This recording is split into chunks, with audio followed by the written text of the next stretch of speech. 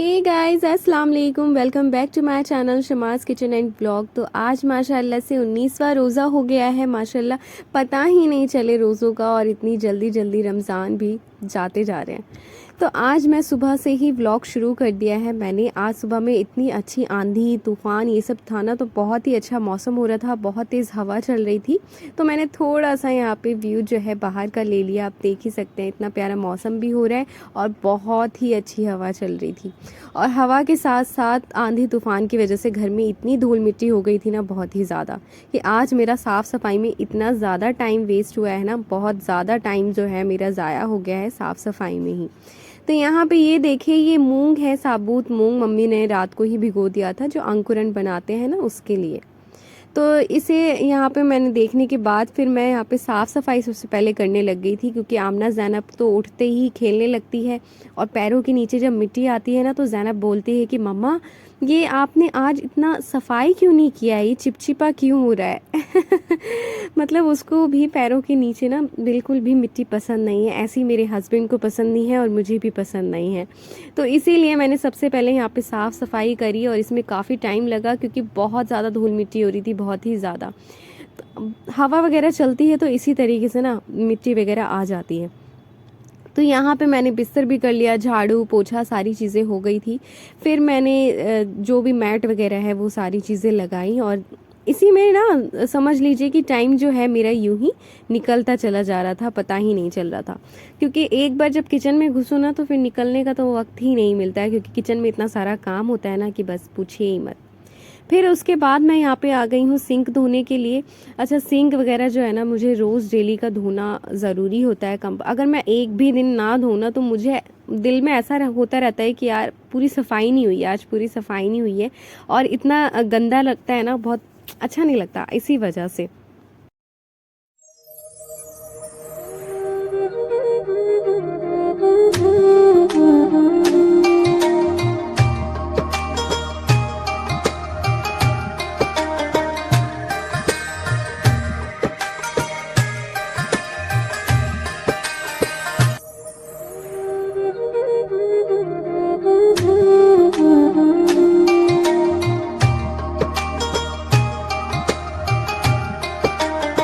तो यहाँ पे ऑलमोस्ट जो है मेरे सारे नीट एंड क्लीन वाले काम जो है वो सब ख़त्म हो गए और यहाँ पे आमना भी उठ गई है। तो आमना सोई रहती है ना, उतनी ही देर में जो है मैं सारा काम साफ़ सफाई का निपटा लेती हूँ, क्योंकि एक बार आमना उठ गई ना तो बस ही छोड़ती ही नहीं है, मम्मा तलिए दूधी लीजिए, ऐसे से बोलती रहती है। तो इसके सोते में ही मैं ज़्यादातर ना अपना काम ख़त्म करने की कोशिश करती हूँ, क्योंकि ये बिल्कुल भी नहीं करने देती है और फिर बच्चों के पीछे भी बहुत ज़्यादा टाइम लग जाता है। उनको खाना खिलाना हो और फिर साफ़ सफाई करनी हो, ये सारी चीज़ें भी बहुत ज़्यादा टाइम ले लेती हैं।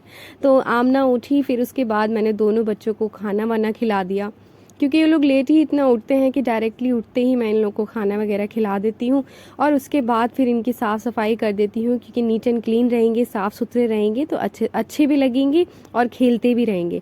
मैं रोज़ डेली का मेरा ये है कि मुझे बच्चों को बिल्कुल साफ़ सुथरा रखना है, अच्छे अच्छे कपड़े पहना करके। इसीलिए, और जब भी मैं इन्हें बोलूँगी ना कि आओ ज़रा सफाई कर दूँ तुम लोगों की और फिर उसके बाद मैं काम में लगूँ, तो ये लोग इतना ज़्यादा मुझे तंग करती हैं ना, बहुत ही ज़्यादा आने में। मतलब इनका ये रहता है कि मम्मा बस छोड़ दें, आज नहीं करें हम लोगों का साफ़ सफाई, हम लोग बस खेलते रहे, ऐसे ही गंदे संदे बने रहे। तो ये रहता है इन लोगों का।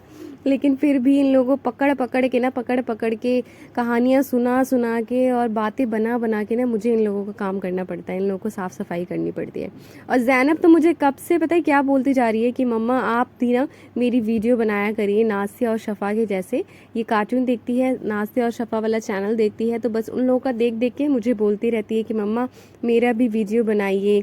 तो मुझे अच्छा लगता है नास्तिया जैसे मोबाइल पे आना, तो उसको बहुत शौक़ है।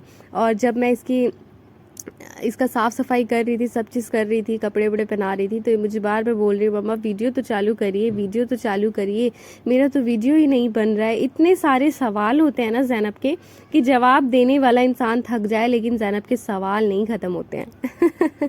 तो यहाँ पे मैंने आमना को तैयार किया, इन दोनों को तैयार करना और खाना खिलाना, इनके साथ वक्त बिताना ना बहुत बड़ा चैलेंज हो जाता है, क्योंकि ये इतना ज़्यादा परेशान करती हैं ना मुझे, एक बारी में तो कोई चीज़ करती ही नहीं है। अच्छा, यहाँ पे ये इतनी खुश हो रही थी ना, इसकी वीडियो शूट हो रही थी, तो ये बहुत ज़्यादा खुश हो रही थी, बहुत सारी बातें भी बोल रही थी, लेकिन मैं यहाँ पे उसको सुना नहीं पाई। लेकिन कोई नहीं, फिर अलग से मैं ज़ैनब की वीडियो ज़रूर बनाऊंगी कि ये इतनी सारी बातें करती है। ये भी बोल रही थी कि मेरी मम्मा के चैनल को सब्सक्राइब कर दीजिएगा अपने लैंग्वेज में। तो मतलब बच्चे तो होते हैं ना, थोड़ा तुतला के बोलते हैं तो अच्छा लगता है सुनने में, तो इसीलिए। तो यहाँ पे ना धीरे धीरे करके मैंने इन लोगों की साफ़ सफाई करी, और तब जब इन लोगों के काम से मैं फ़ारिग होती हूँ ना, तब मैं जाती हूँ किचन के अंदर। और सबसे पहले मैं यहाँ पे आ गई हूँ अपना फ्रेशन अप लेने के लिए। सुबह से मुझे अब जाके टाइम मिला है, किचन में जाने से पहले मैं फ़्रेश हो जाती हूँ, ताकि फिर वहाँ पे जाने के बाद ना ऐसा लगता है कि बस हम तो कहाँ आ गए, किचन से तो बाहर निकल ही नहीं पाएंगे ऐसा हो जाता है।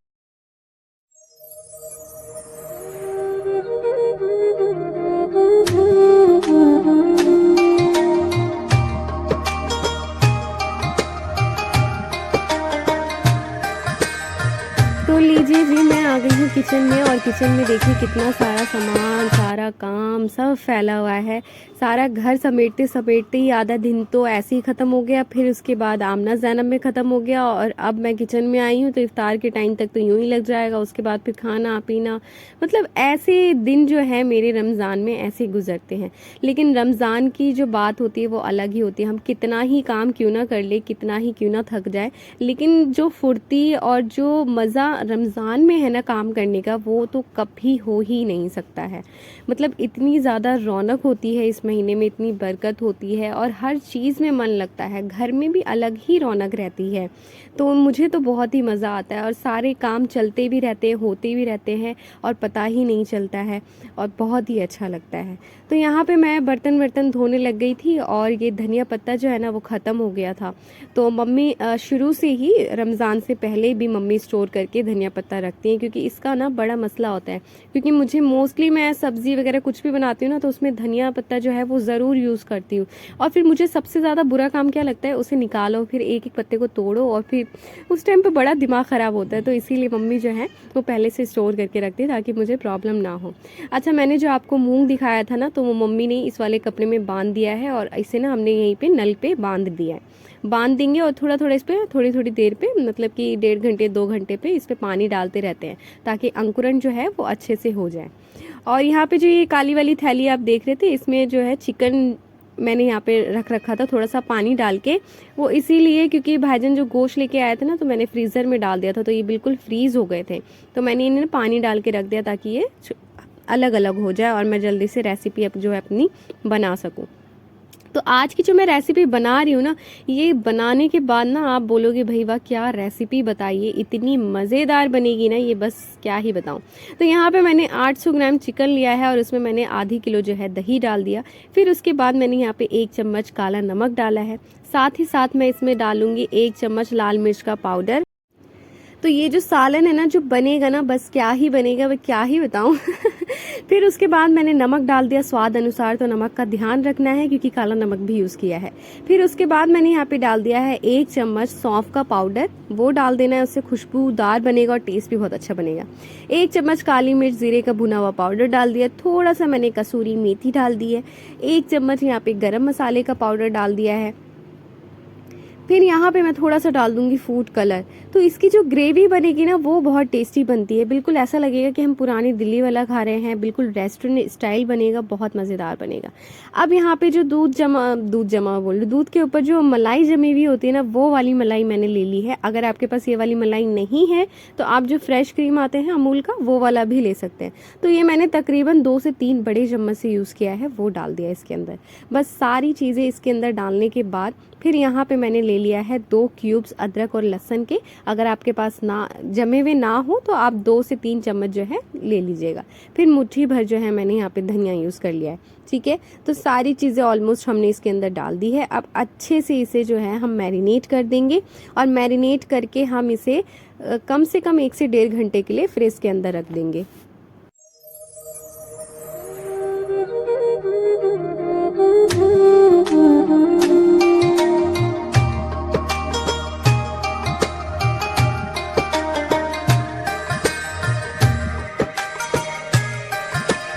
तो यहाँ पे 1 से 1.5 घंटा हो चुका था, तो अब मैंने ले लिया है एक पतीली, उसके अंदर डाला है रिफाइंड ऑयल और छोटी इलायची का मैं तड़का लगाऊंगी। जैसे ही उसका कलर चेंज होगा, बहुत ध्यान से हमने चिकन को इसके अंदर डाल देना है, आराम आराम से।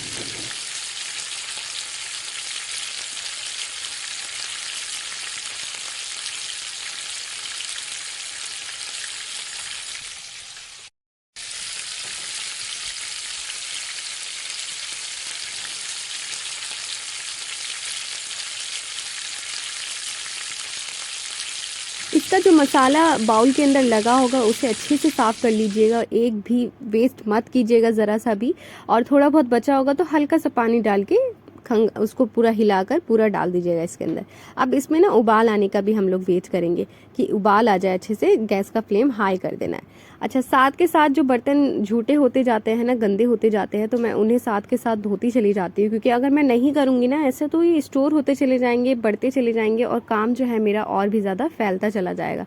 तो इसीलिए जो भी बर्तन साथ साथ में गंदे होते रहते हैं मैं उन्हें भी धोती रहती हूँ। तो ये शुरू से ही मेरी आदत है ऐसे काम करने की, तो शुरू से ही मैं ऐसे करती हूँ कि साथ के साथ मैं बर्तन भी धोती रहती हूँ, साथ के साथ हमें किचन की सफाई भी करते रहनी चाहिए। इससे क्या होता है कि काम फैलता नहीं है। तो यहाँ पे देखिए अच्छे से उबाल आ चुका है। अब इसे हमें ढकना है, तो करछी जो है ना वो उसके अंदर डाल कर ही, ताकि ये थोड़ा सा खुला रहे और थोड़ा सा ढका रहे।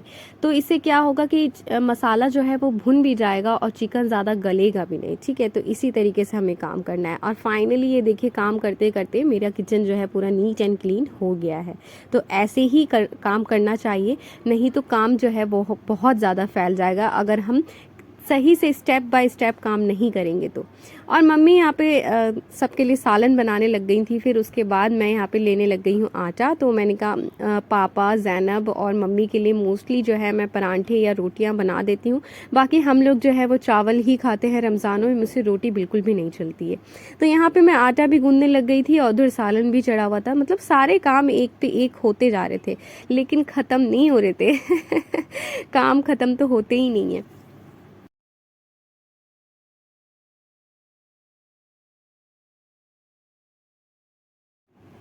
अच्छा, मैंने एक चीज़ तो यहाँ पे बताई नहीं, मैंने इसे कम से कम 20 मिनट के लिए है ना लो फ्लेम पे ऐसी करछी डाल के छोड़ दिया था, ताकि मसाला भुन भी जाए और चिकन ज़्यादा गले भी नहीं। ठीक है, तो यहाँ पे ये देखिए इसकी जो ग्रेवी बनती जाएगी ना वो बहुत मज़ेदार की बनेगी। तो यहाँ पे ये देखिए अच्छे से पानी भी छूट चुका है। तो अब हम क्या करेंगे, मीडियम टू हाई फ्लेम पे ना इसको अच्छे से भून लेंगे।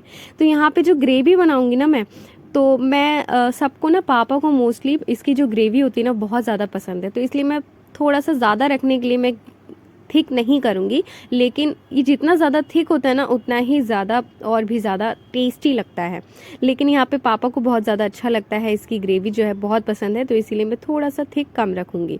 तो यहाँ पे मेरा जो सालन है ना वो बनकर तैयार हो गया। अब लास्ट स्टेप हमें क्या करना है कि हमें इसे अंगार लगाना है।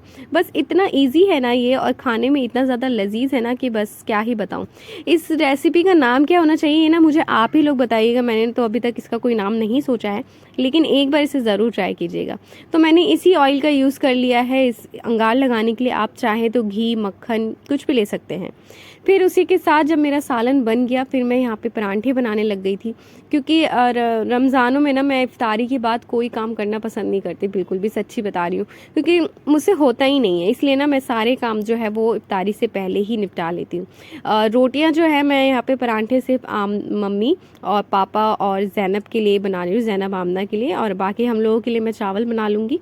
तो इसीलिए ज़्यादा टाइम तो लगेगा नहीं, मैं यहाँ पे फटाफट से इन लोग के लिए पराठे बनाने लग गई।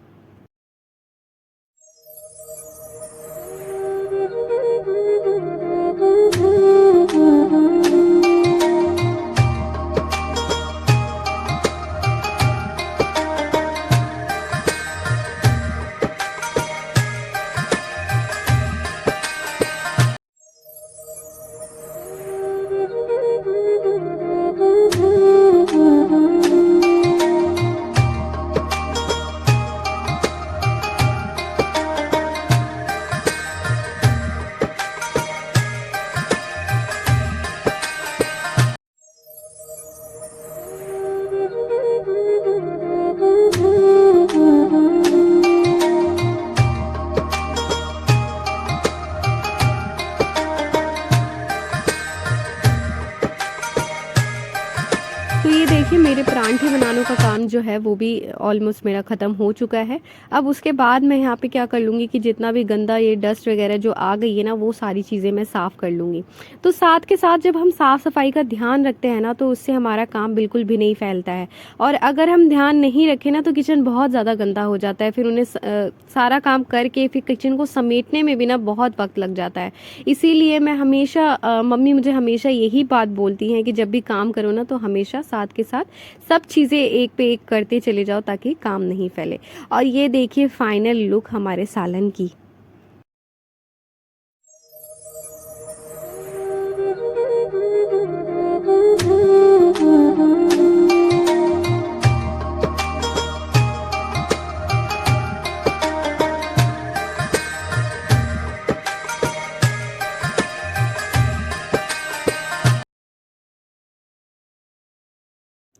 चलिए जी, खैर यहाँ पे मम्मी ने मशीन भी लगा दी थी कि कपड़े भी धुल जाए। थोड़े से कपड़े थे, एक दो बार में हो जाएंगे, तो मम्मी ने यहाँ पे मशीन भी लगा ली। फिर नेक्स्ट डे जो है वो मार्केट वगैरह जाना था, इसीलिए टाइम नहीं बच पाता है, और अब ईद को भी टाइम नहीं है इसीलिए। और मैं यहाँ पे चने चढ़ा के मैंने पकाने लग गई थी। तो ये कोई वैसे करके नहीं चढ़ाती हूँ, इसकी भी रेसिपी मैं एक दिन ज़रूर दूंगी जब मैं बहुत अच्छे से बनाऊँगी ना जब। तो चना वहाँ पे मेरा बन रहा है, और अब मैं जो हूँ पकौड़ियों के लिए ना मसूर की दाल जो मम्मी ने भिगो के रखी थी उसे पीस लेती हूँ लहसुन के साथ। तो उसे यहाँ पे मैं पीस लूँगी बिल्कुल महीन करके। तो पकौड़ी मम्मी आज बनाने वाली है, तो पकौड़ियों का काम जो है मेरा नहीं है आज का बस मुझे पीसना था इसे, तो मैंने वो पीस करके रख दिया। बाकी सारी चीज़ें जो है वो मम्मी बाद में कर देंगी। तो उसकी वीडियो ना मैं शूट नहीं कर पाई क्योंकि मैं बहुत काम में बिजी थी, तो इसीलिए। और वैसे भी पहले की वीडियो में मैंने दिखा रखा है कि पकौड़ियाँ हमारे यहाँ कैसे बनती है। और यही सब काम करते करते शाम का टाइम हो गया, इफ्तारी का टाइम करीब हो रहा था, और पापा भी आ गए थे कुछ सामान लेकर के। फिर मैंने वो लिया। और यहाँ पे देखिए मम्मी जो है मम्मी ने कहा कि चलो आज शरबत बना लेते हैं। रोज़ डेली का हम शरबत नहीं बनाते हैं क्योंकि अभी मौसम वैसा चल रहा है ना, ठंडा गर्म वाला नुकसान कर जाता है, तो इसीलिए रोज़ डेली नहीं बनाते। जिस दिन रोज़ा बहुत ज़्यादा लगता है ना उसी दिन हम शरबत बना लेते हैं। तो यहाँ पे मम्मी ने बोला कि चलो आज मोहब्बत शरबत पे आ जाए, और तो फिर मम्मी यहाँ पे रुआवज़ा चीनी वगैरह ये सब घोल रही थी। और आमना ज़ैनब तो इतना इंटरेस्ट लेती है ना इन सब कामों में बहुत चलो ये लोग इधर ये काम कर रहे थे, फिर मैं आ गई यहाँ पे बोतलें भरने के लिए। तो अभी हम फ्रिज में बोतल नहीं रखते हैं, लेकिन बोतल जो है वो भर कर ज़रूर रखते हैं बोतलों को भरना बहुत ज़रूरी होता है, क्योंकि पानी पीने के टाइम पे बोतल नहीं भरी हुई मिलती ना, तो बहुत बहुत दिमाग ख़राब होता है सबका। और फिर मैं आ गई हूँ यहाँ पे जी अपना मोहब्बत शरबत के लिए तरबूज काटने के लिए, खचखच खचखच जैसे जामा मस्जिद में काटते हैं ना। अच्छा, एक चीज़ ज़रूर बताइएगा कि मोहब्बत शरबत पीने का जो मज़ा है ना, वो रमज़ान में जितना ज़्यादा है ना, वो ऐसे तो बिल्कुल भी नहीं है। मतलब रमज़ान में मोहब्बत शरबत ना बने ऐसा तो हो ही नहीं सकता है। और इसका जो जायका है ना, वो रमज़ान में डबल हो जाता है, इतना मज़ेदार बनता है ना, ये बहुत मज़ा आता है। मतलब बहुत ही, मुझे तो सभी शरबत में ना ये वाला शरबत मेरा फेवरेट है, और वो भी रमज़ान में तो मोस्टली मुझे यही चाहिए होता है, सबको यही चाहिए होता है, क्योंकि ये ईजी भी है और टेस्टी भी है, बहुत अच्छा लगता है। तो यहाँ पे मैंने दूध, अच्छा जल्दी जल्दी में ना मम्मी बोल रही अच्छा पानी डाल के तरबूज डाल दो। फिर मैं भी पानी डालने जा रही थी इसके अंदर, फिर ध्यान आया कि अल्लाह ये तो मोहब्बत शरबत है, क्या करने वाले थे हम मतलब ऐसे काम में बिजी हो जाते हैं ना, और टाइम इतना करीब हो जाता है कि फटाफट फटाफट करना होता है। तो यहाँ पे जब भी इफ्तारी लगती है ना, तो आमना ज़ैनब तो बहुत ज़्यादा खुश हो जाती है कि आज तो फिर से मज़ा आ गया। मतलब ये सोचते रहते हैं कि रोज़ डेली ये हो क्या रहा है रोज़ डेली इतनी सारी खाने की चीज़ें मिलती हैं। फिर उसके बाद यहाँ पे इफ्तारी लग गई, फाइनली सारे काम जो है वो फिनिश हो गए थे। और यहाँ पे देखिए आमना ज़ैनब पापा के साथ साथ दुआ मांग रहे। तो आज की वीडियो बस इतना ही। आमना को तो बीच में भूख भी लग गई मैगी देख के ना उसको लालच आ गया। तो आज की वीडियो में बस इतना ही, मिलते हैं नेक्स्ट वीडियो में। टेक केयर, अल्लाह हाफिज़।